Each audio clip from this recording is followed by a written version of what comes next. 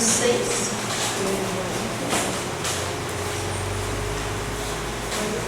Juízes, capítulo 6.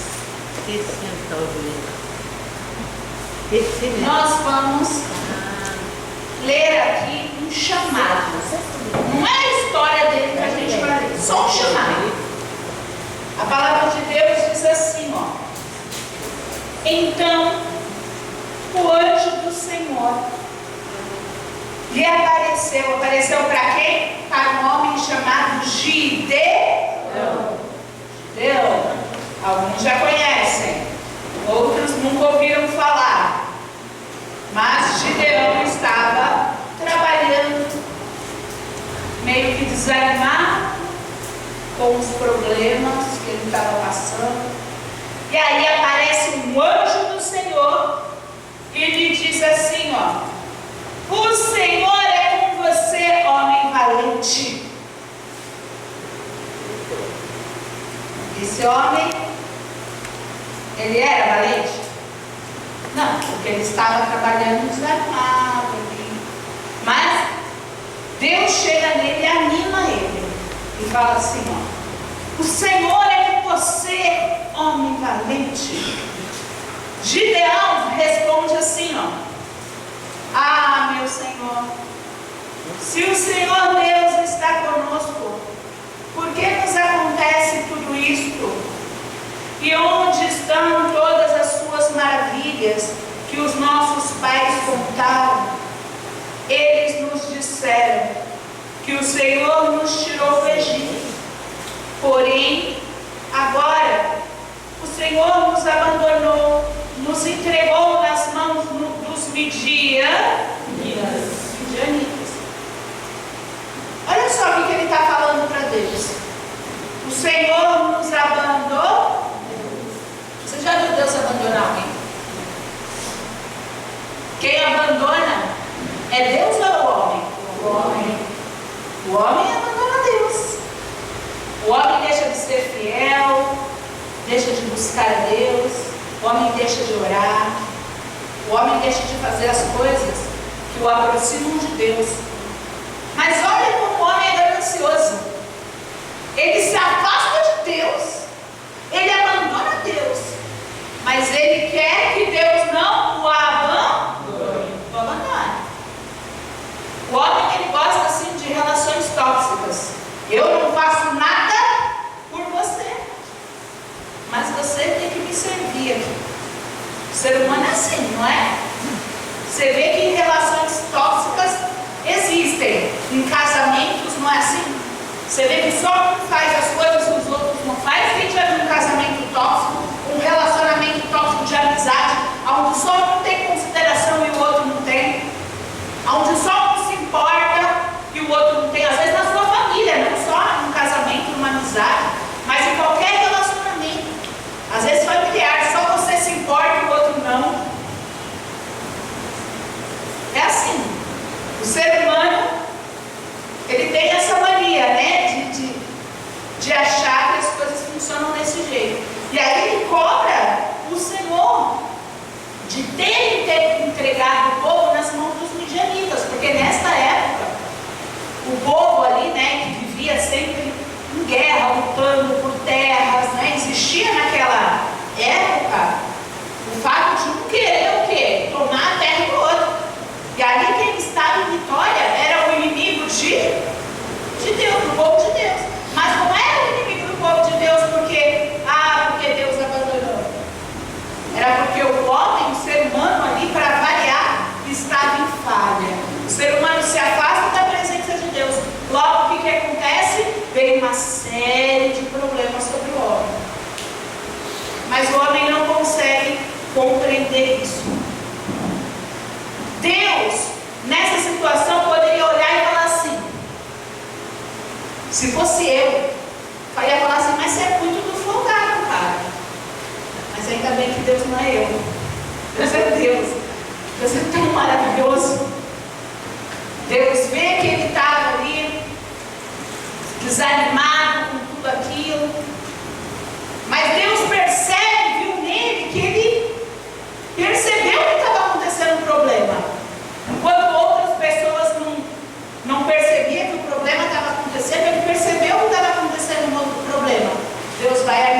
ele fala para ele assim, então, lá no 14, então o Senhor se virou para Gideão e disse, vai nessa tua força, e livre Israel das mãos dos midianitas. Deus vira para ele e fala o quê? O problema é os inimigos? Vai na tua força e o quê? Destrói os inimigos. Eu imagino que naquele momento o Gideão falou, poxa vida, eu não tinha pensado nisso. O que será que Gideão pensou? Eu acho que Gideão pensou assim, Deus, você está de brincadeira. Deus vira para ele e fala assim, não é verdade que sou eu que estou te enviando? Não é eu que estou te enviando? Se sou eu que estou te enviando, então você pode ir que você vai o quê?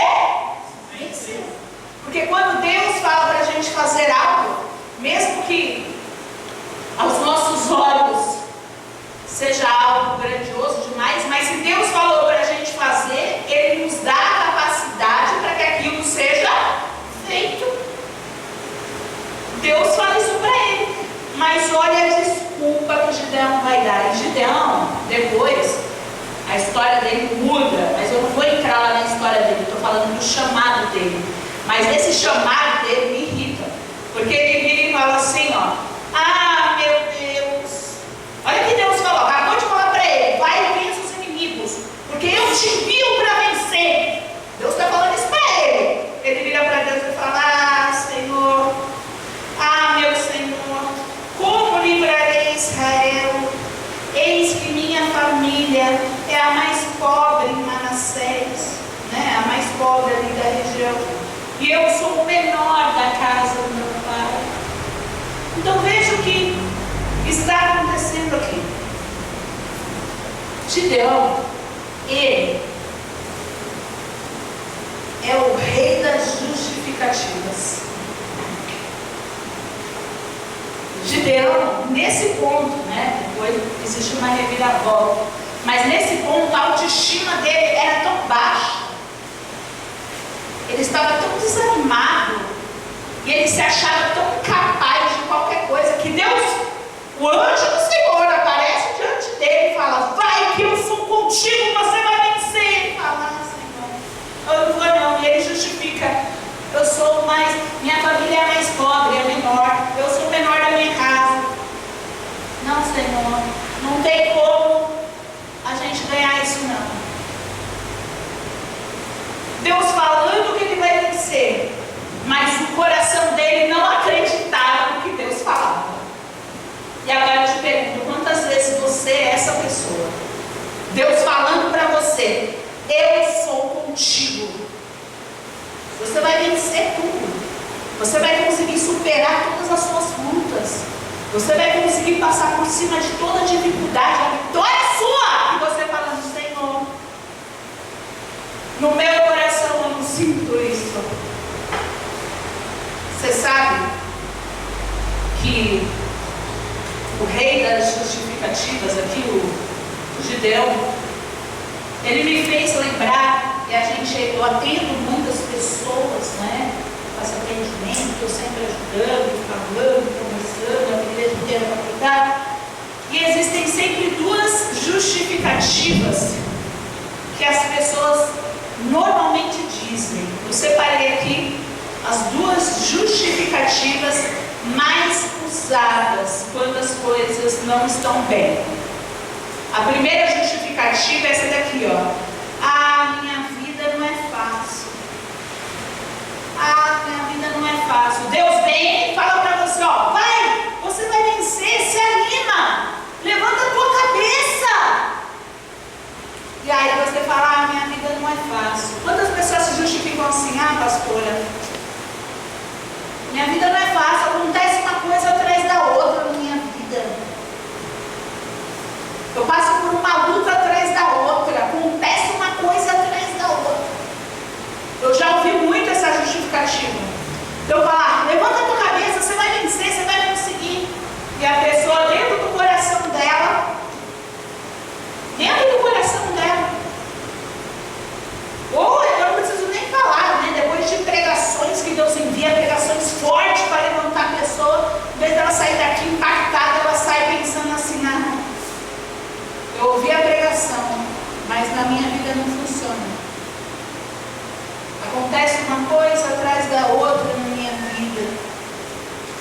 Talvez essa é a desculpa que você dá sobre a sua vida. Mas eu quero te mostrar uma imagem.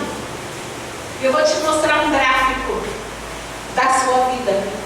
Um gráfico da vida. Para você entender. Coloca para mim. Pensa que esse círculo aí é a sua vida. Imagina, esse círculo é a sua vida. 10%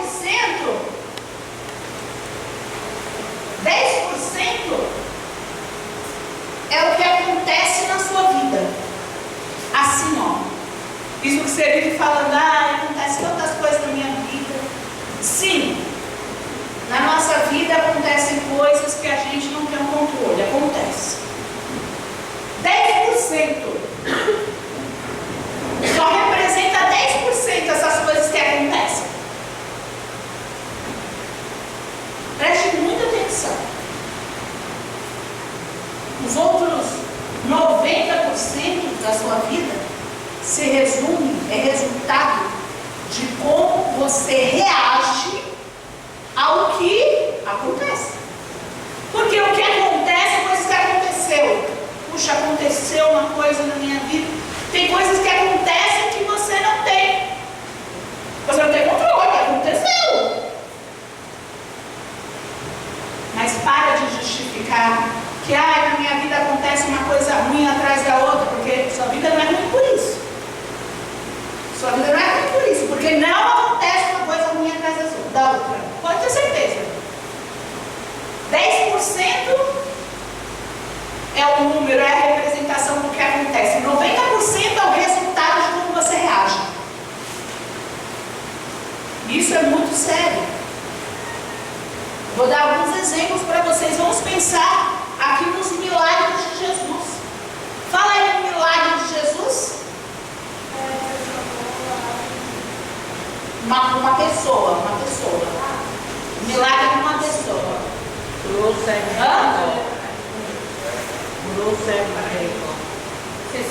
Cara, cada um está falando de um jeito. Curou o paralítico. Curou o paralítico.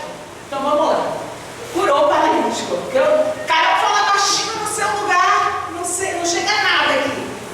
Então, ele curou o paralítico. E aí, o que acontece quando ele cura o paralítico? Ele nasceu paralítico. Isso é muito ruim. Ele é o quê? Paralítico.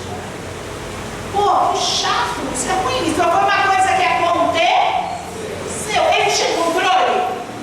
Não tinha. Mas o que ele conseguia controlar era a reação. Ele poderia se tornar um revoltado. Porque eu nasci desse jeito, aqui ele tem movimento. Deus não me ama.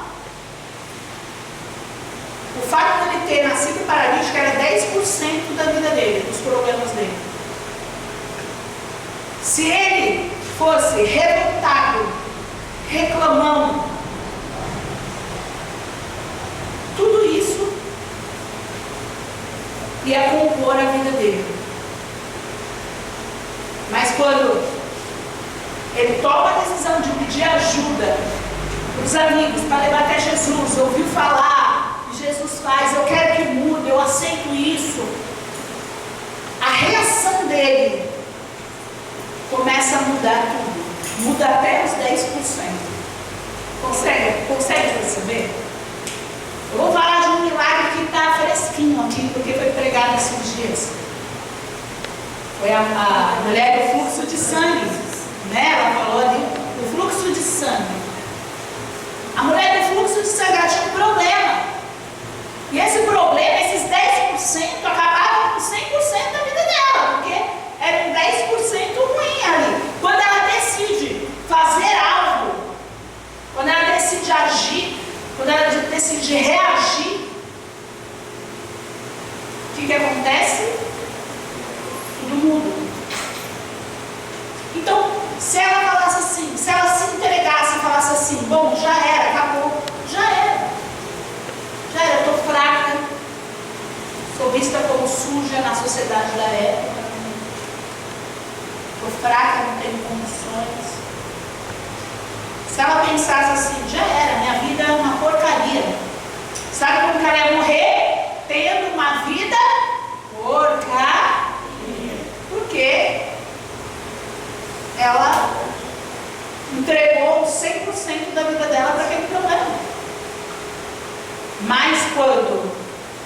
quando ela toma a decisão, eu vou fazer algo,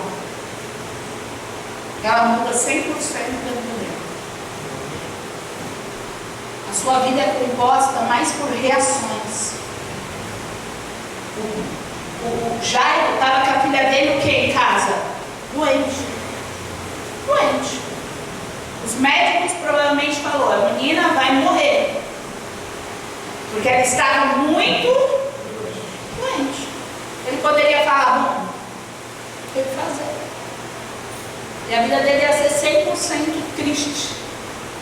Por causa daquela perda. Não teve que fazer. Mas quando ele reage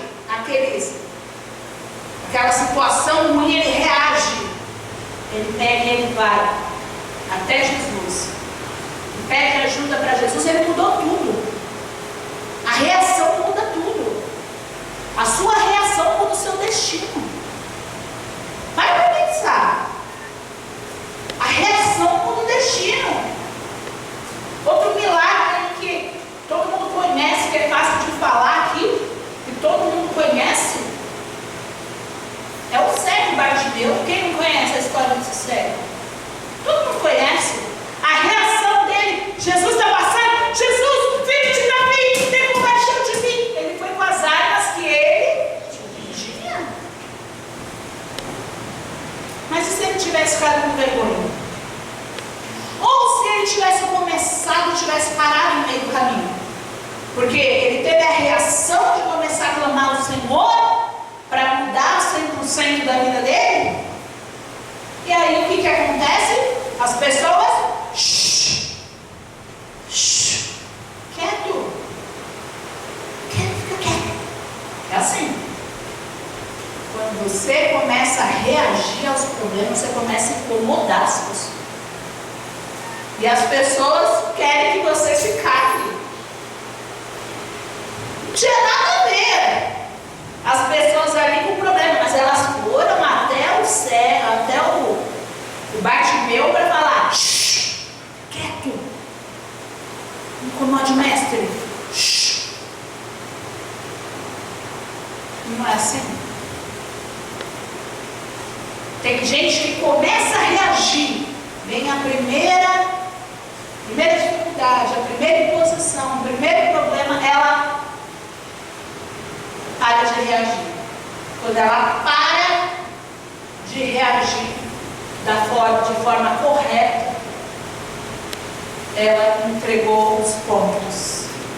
Aí aquele 10% que foi aquilo que ela não tinha controle, ela só não tinha controle de um problema que representa 10% da vida dela, mas ela vai ser 100% infeliz.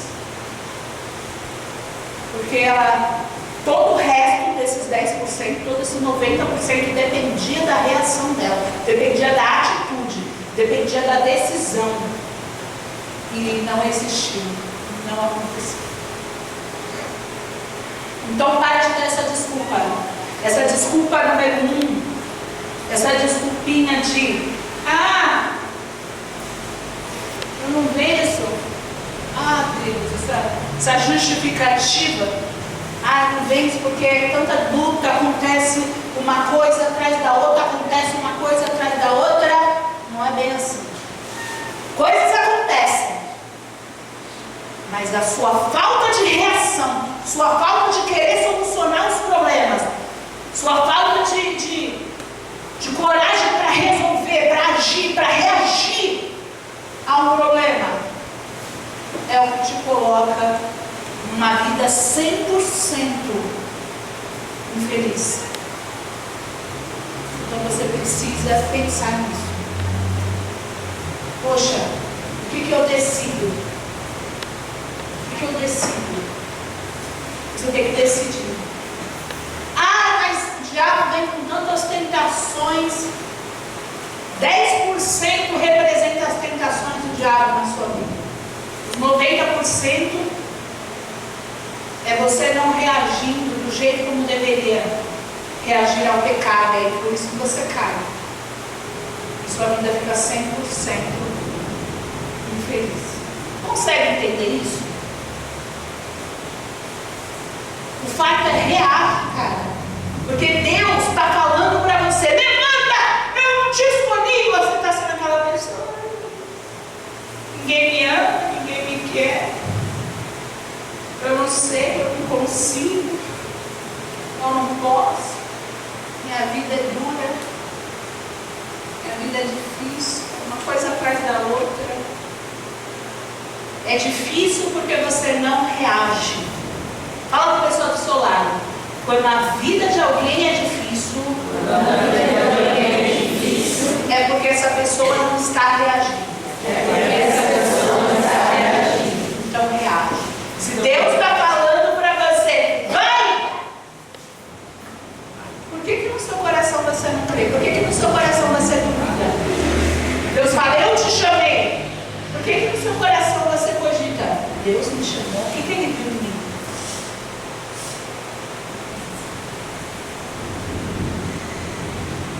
Deus viu alguma coisa. Eu não vi nada no Gideão aqui. Nada. Mas Deus viu. Deus criou Gideão. Deus olhou para Gideão, viu que ele estava chateado. Deus é papai de Gideão. Deus falou: bom, tem um filho ali chateado. Provavelmente Gideão orou ao Senhor. Opa! Sempre que existiu uma oração, os olhos de Deus se voltam. E Deus se volta para Gideão. E Deus tem misericórdia dele. Deus poderia ali, nessa conversa, ter falado: Gideão, você é folgado pra caramba. Não foi isso que aconteceu. Deus viu ali que Gideão estava com a autoestima lá embaixo. Sabe o que Deus faz? Porque Ele nos ama. Quando a gente não merece, Ele fala assim: Deus te ama. Seja corajoso. Está difícil vencer os desafios? Você está sendo perseguido? Você está passando por dificuldade? Eu não sei o que está acontecendo, mas seja corajoso. Pode levantar e lutar, porque eu sou com você. Ele fala. Então para de negar no seu coração e achar que você não tem valor. Porque a sua vida é isso. É 10% do que acontece e 90% de como você reage. A sua vida é composta por isso. O resultado da sua vida é composto por isso. Então, para pensar, amém, pessoal? Aí, tem a segunda justificativa, né? A primeira justificativa é essa: minha vida não é fácil, acontece uma coisa atrás da outra, e você viu que não é bem assim. Você viu que é falta de reagir. Mas outra justificativa que as pessoas usam é essa daqui, olha para a vida do outro, sabe? Fulano venceu, mas porque fulano é mais inteligente, fulano tem mais sorte, eu não tive a mesma sorte que fulano. Eu já ouvi isso muito, viu? Não ouvi pouco. Fulano venceu, mas para o fulano é fácil. Ele é mais inteligente, ele é mais esperto. Ele tem mais sorte. Ele nasceu em tal família. E essa desculpinha é uma desculpinha esfarrapada. Eu vou mostrar o gráfico para você que representa essa desculpa. Pensa no sucesso. Pensa nesse círculo agora como sucesso. Lá é a sua vida. Agora esse círculo é o quê? Sucesso. Quem quer chegar no sucesso? Quem quer ter sucesso? Quem quer ser bem sucedido? Vencer. Sucesso é vencer naquilo que agrada a Deus. Sucesso é vencer nos sonhos de Deus. Você conquistar os sonhos de Deus, que são maravilhosos. Isso é sucesso. É todas as áreas da sua vida ali,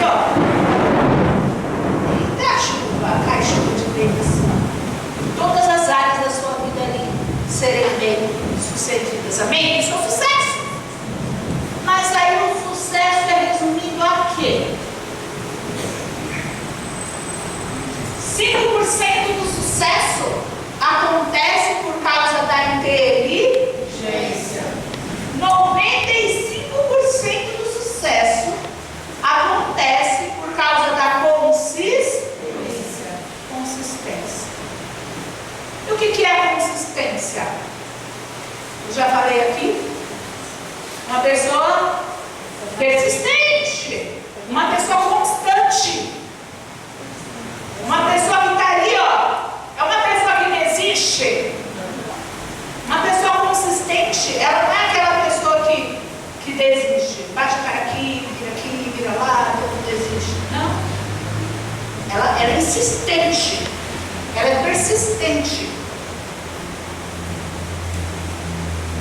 Você consegue entender isso? E isso, por que eu fiz esse gráfico aqui? Esse gráfico, eu estava olhando ele e falei, poxa, é isso. Esse gráfico aqui eu peguei de um estudo e eu falei, puxa vida, o sucesso é só 5% inteligência. O que você às vezes pensa assim, você se rebaixa, sabe? Você fala assim, eu não tive condição de estudar numa escola particular, então eu não vou vencer na vida. Você se rebaixa. Você sempre se rebaixa. Quando eu vejo a história de Gideão, eu vejo um homem se rebaixando. Ele se rebaixa sozinho. Mas nem o diabo não rebaixa ele. Era ele mesmo se rebaixando assim, ao chão. Eu não valho nada, eu não sei nada. Se rebaixando. E as pessoas, elas se rebaixam. Por isso que elas dão essa desculpinha. Fulano venceu, mas fulano teve sorte na vida. Fulano é mais inteligente. Sabe quem era muito inteligente? Um jovem chamado José. Ele era muito inteligente. Quem lembra de José? Vamos relembrar a história de José? José, ele era super inteligente. Mas não foi a inteligência dele que levou ele para o sucesso. Não foi. A inteligência de José fez o povo não perecer lá. Porque ele pensou, vamos trabalhar, vamos guardar. E aí vai vir a seca. Quem lembra da história de José? Aí ele usou a inteligência dele na ponta do negócio. O que levou ele a ser governador não foi a inteligência.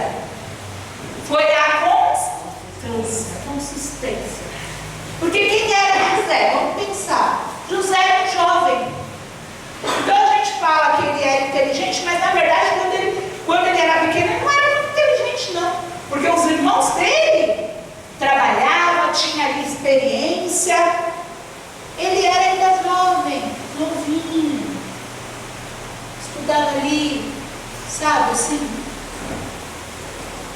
E aí os irmãos ficam com inveja, né, dele. Pega e vende ele como escravo. Mente para o pai, fala que ele foi morto e vende ele como escravo. Sabe o que ele poderia fazer ali? Se revoltar, fugir, querer se matar. Minha vida, horrível. Você sabe o que ele começa a fazer? Coisas certas. Ele só faz o certo, começa a fazer o certo. Mesmo com o coração triste, mesmo com um monte de ingratidão ao redor. Porque os irmãos dele, os próprios irmãos dele fizeram isso da casa. Então pensa nisso, o coração dele não estava ressentido por tamanho de gratidão. Mas ele não ficou assim, isso me parou, agora acabou. José morreu. Quando José foi vendido, José morreu. Não. José pegou e começou a ser consistente. Consistente o quê? Constante no quê? Primeiro na fé. sem Deus você não vai chegar a lugar nenhum. Então, primeira coisa que você tem que ser constante na sua vida é na fé. Se você não for constante na fé, insistente ali, ou persistente na fé, você não tem mais nada. Porque o desânimo vai bater na sua porta todo dia. O pecado vai bater na sua porta todo dia. Então você tem que ser constante na fé. Você precisa ser constante. Você precisa entender que José venceu porque ele tinha fé. E a fé nos traz esperança. Então José estava passando por aquilo tudo, mas ele pensava assim: bom, tem esperança de que essa história vai mudar. Ele estava lavando o chão como escravo e ele não estava acostumado com isso, ele não sabia fazer isso. Mas ele lavando ali o chão como escravo, ele fazia o melhor dele, se esforçava, fazia tudo com muita dedicação, porque além dele ser constante na fé, ele era constante na dedicação. Se você for dedicado no que você faz, você vai ter sucesso. E não é só ser dedicado, tem que ter constância, tem que ter consistência. Tem gente que começa a se dedicar um pouquinho e já espera o resultado. Ela planta 2 sementes e ela quer colher árvores e mais árvores. E não é assim. Você tem que ser constante na sua dedicação para você colher o resultado daquilo lá na frente. Mas as pessoas são impacientes. Entenda uma coisa, tem que ser constante. Constante em valores, princípios. Você acompanha a história de José, você vê que a mulher, né, de Potifar, o que ela quis? A mulher da casa lá, né, que ele era servo, quis se deitar com ele, quis adulterar com ele. Ela era casada, e ela quis adulterar com José. José, se fosse um mau caráter, se não tivesse uma constância e princípio, poderia pensar assim: se eu me deitar com ela, eu vou ter tudo aqui dentro. Se eu for amante dela, ela vai me dar tudo aqui. Eu não vou mais ter que trabalhar, eu não vou mais ter que ser um escravo. Se José não tivesse princípio e tivesse olhado apenas possibilidades. Eu li uma frase muito interessante sobre possibilidades, né? Sobre como é que foi essa frase? Que falava assim, algumas possibilidades da nossa vida, eu usava até outro termo, mas era mais ou menos isso que queria dizer a frase. Algumas possibilidades você tem que fugir. Não são todas as possibilidades que batem na sua porta que você tem que aceitar, porque há oportunidade. Desculpa, oportunidade era a palavra que eu tinha lido, né, nessa frase. Falava assim: nem todas as oportunidades você deve querer. Tem oportunidade que é melhor você perdê-las, porque são oportunidades ruins, não são oportunidades de vencer. É uma oportunidade que parece aos nossos olhos algo maravilhoso, mas que vai ser algo ruim lá na frente. E foi isso que aconteceu com José. Ele teve essa linda oportunidade de ser o amante da mulher. Imagina, ele ia ter tudo naquela casa. Olha que oportunidade. Mas ele ia acabar perecendo. Ele ia acabar morto. Mas como ele tinha valores, e os valores e princípios que eu costumo sempre falar, que é aquele seu caráter, aqui é você ter caráter, é você entender que você tem que ter caráter longe da sua família, longe da igreja. Você tem que ter caráter. Você tem que ter caráter onde a pastora não está lá para te repreender. Você tem que ter caráter lá. Você tem que ter caráter num lugar onde o seu cônjuge não está. Você tem que ter caráter lá. Você tem que ter caráter em todos os lugares. E ele teve. Potifar não estava lá para olhar eles, mas Deus Deus estava lá para olhar, e Deus ia ver se José tivesse errado, pecado com aquela mulher. José fez isso? Não, porque ele era consistente na fé, nos princípios, nos valores, na dedicação. E eu vou falar uma coisa para você: às vezes a gente paga o preço pela honestidade, às vezes a gente paga o preço pela bondade. Eu já vi muito disso. Eu já fiz muita bondade para pessoas que, por exemplo, não deu valor para aquilo. E eu poderia pensar assim: então eu não vou mais ser bom com ninguém, porque eu estou fazendo bem e eu estou recebendo gratidão, aquela pessoa não está valorizando, eu não vou fazer isso com ninguém. Mas eu aprendi que nunca foi entre eu e as pessoas, foi sempre eu e Deus. Quem colocou José na cadeia foi o próprio Potifar. Foi o próprio homem no qual ele não quis trair. Mais uma vez a vida tentava fazer com que José perdesse os seus princípios, desanimasse, mas ele era consistente. Na cadeia ele se torna líder, porque é isso que uma pessoa consistente é. Ele era consistente em dedicação, em valor, em tudo. Então, na cadeia ele estava lá consistente, até que chegou a hora dele ser o quê? Dele ser um governador. Até que chegou um momento que Deus falou assim: a coisa vai virar agora. Porque agora tudo que José passou fez ele ser um grande homem, para ele saber como ser um governador.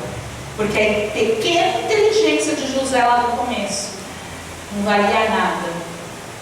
Aqueles 10% de inteligência, 5% de inteligência que José tinha ali no começo, não era suficiente para um governador. Um governador, ele precisava de mais do que 5% de inteligência. Mas você sabe o que faz ele ter 100% de inteligência? Os 95% de constância, de consistência. Consegue entender isso? Olha a importância de você entender: eu não vou desanimar, mesmo que tudo coopere para eu desanimar. Está tudo cooperando para eu desanimar, eu não vou. Porque você é como José. José não desanimou. Não importa se era traição dos irmãos, do patrão, enfim, da patroa. Não importa as dificuldades, não importa se as pessoas não acreditavam nele, quando ele estava lá na cadeia lá. Não importa se as pessoas não acreditavam nele. Deus acompanhava a vida dele. E Deus, quando viu aquela injustiça toda acontecendo com José, Deus falou: vou usar disso. Porque Deus faz isso, ele pega a maldição e transforma em bênção. Ele tem o poder de fazer uma coisa que não existe, que é a maldição se tornar bênção. Uma coisa, a atitude ruim dos irmãos, Deus vai lá e faz assim, ó. Vai ser bom para ele. Para ele vai ser bom. Eu sempre dou o exemplo lá da fábrica quando pegou fogo, que Deus reverteu, e eu falei: Senhor, eu te entendi. Deus pegou algo que foi ruim, porque eu disse que não foi bom, uma coisa ruim que aconteceu. Foi bom. Chorei. Horrível. Foi uma experiência horrível, mas ele pegou aquela experiência horrível e contou. Vai passar na televisão, alguém lá do outro lado vai ver, que vai fazer parceria com ela, que ela vai crescer. Tipo,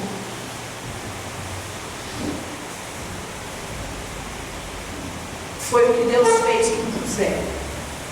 Deus não colocou José no sofrimento. Deus não pôs lá José no sofrimento. Mas no sofrimento, já que José estava no sofrimento, Deus falou: aqui você vai aprender.